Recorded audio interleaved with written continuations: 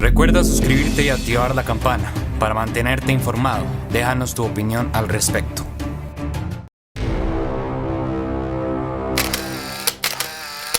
Saludos amigos de Central Noticias. El ejército ruso intenta abrirse paso hacia Kiev a medida que intensifican sus hostilidades en localidades próximas. Imágenes satelitales muestran este 12 de marzo el acercamiento de las fuerzas rusas a la urbe. En su camino destruyeron una base aérea y un depósito de municiones en las inmediaciones de la ciudad de Balísk, en la región de Kiev. El asesor presidencial ucraniano Mikhailo Podolyak aseguró, escúchese bien, aseguró que la capital está lista para detener a las tropas rusas. A continuación veamos el informe y dejen sus comentarios.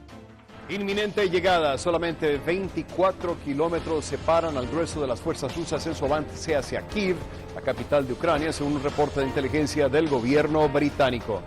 Rusia se prepara para recrudecer su ofensiva en Kiev. El presidente Volodymyr Zelensky afirma que Moscú ha enviado nuevas tropas a su país. El largo convoy de decenas de kilómetros de longitud al norte de Kiev se ha dispersado y según el Ministerio de Defensa de Reino Unido, las tropas parecen estar reagrupándose para rodear la capital. Su avance es limitado, pero ya se encuentran a unos 25 kilómetros del centro de la capital, según fuentes de inteligencia británicas. Las autoridades ucranianas afirman que los bombardeos destruyeron una base aérea en las cercanías de Vasilkiv, en la región de Kiev. También fue alcanzado allí un depósito de petróleo. El Ministerio de Defensa de Rusia asegura en tanto que sus fuerzas continúan sus operaciones en un amplio frente. El presidente ucraniano Zelensky denunció ayer el secuestro del alcalde de Melitopol tras publicarse imágenes captadas por cámaras de seguridad que supuestamente muestran el momento en el que está siendo secuestrado por un grupo de soldados.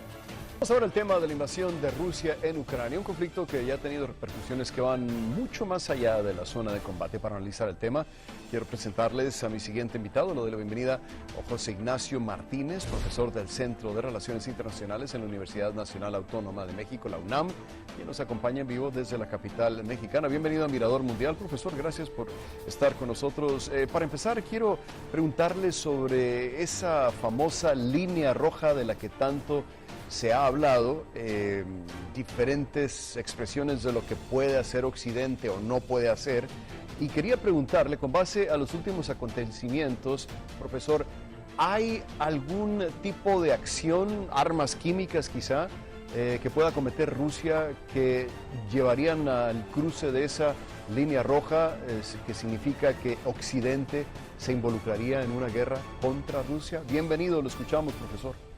Muchas gracias. Sí, esto sin duda es la línea roja que de uno y otro lado pueden pasar. Por ejemplo, Moscú acusa a Washington de que se tienen laboratorios químicos en Ucrania. Lo mismo hace Washington. Entonces, estamos precisamente en esta línea roja que sí puede poner en peligro la región y, por supuesto, escalar aún más el conflicto. ¿Cuáles son las posibilidades de que haya algún tipo de acuerdo que nos lleve a un cese al fuego? En las últimas horas hemos escuchado información de parte de Francia de que continúa una línea de diálogo abierta entre esos gobiernos y el presidente Vladimir Putin. ¿Existe alguna posibilidad, por muy remota que sea, de que eso nos conduzca a un cese al fuego, profesor?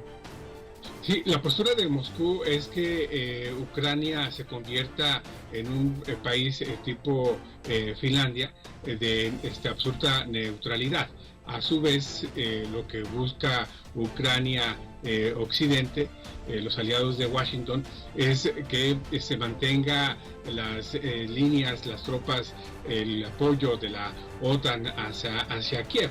Lo que estamos viendo, nos debemos preparar para, sin duda, una paz armada, que esto puede llevar a una resolución del conflicto y ya posteriormente entrar al campo de la cooperación. Estaba viendo algunas de las exigencias que hace Rusia y realmente son, desde la perspectiva ucraniana, definitivamente son incumplibles. Por ejemplo, piden que no tenga fuerzas armadas Ucrania, para empezar, que sea un país completamente desarmado, la promesa de que jamás se una a la OTAN, bueno, de cierta manera pretenden convertirlo en un satélite de Rusia. Esto no nos lleva a ningún lado, profesor. ¿Habría manera de negociar en ese aspecto o son simple y sencillamente infranqueables esas posiciones? No, sin duda aquí la diplomacia juega un papel de suyo relevante para precisamente salvar estos escollos de uno y de otro lado. Y es aquí donde estaremos viendo cómo van los avances, los diálogos, y esto puede destrabar el conflicto y detener el avance de tropas rusas. Lo que sí es que vamos a ver cómo es que Ucrania va a jugar un papel relevante en el futuro en torno a la geopolítica de Europa. ¿Cómo debe interpretar el mundo, profesor, el hecho de que ya han pasado más de 2 semanas y aunque sí han hecho mucho daño en Ucrania, pues la realidad es que el gobierno ucraniano sigue todavía en funciones y se suponía que el ejército de Rusia era uno de los más poderosos del mundo? ¿Cómo debemos de interpretar esto, profesor? Sí, aquí tenemos el aspecto de Moscú, por ejemplo, que no ha utilizado toda su fuerza militar, y esto está obligando a Kiev a entrar precisamente a esta cuestión del diálogo. Y por otro lado, también vemos la parte de Occidente cómo está apoyando a Ucrania con recursos financieros, con armas, para poder detener el avance de Rusia.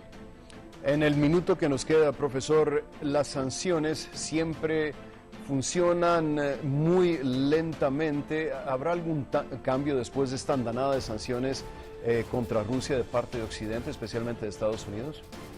Sin duda se van a mantener las cuestiones arancelarias, por supuesto, la parte referente al sistema SWIFT, y está en puerta quitar a Rusia la cláusula de la nación más favorecida, y esto sin duda estaría minando la economía rusa para el segundo trimestre de 2022. Sí, estamos ante la destrucción de 2 países a la vez, el agresor y el agredido, y le agradezco muchísimo a José Ignacio Martínez, profesor del Centro de Relaciones Internacionales del UNAM, quien nos acompaña.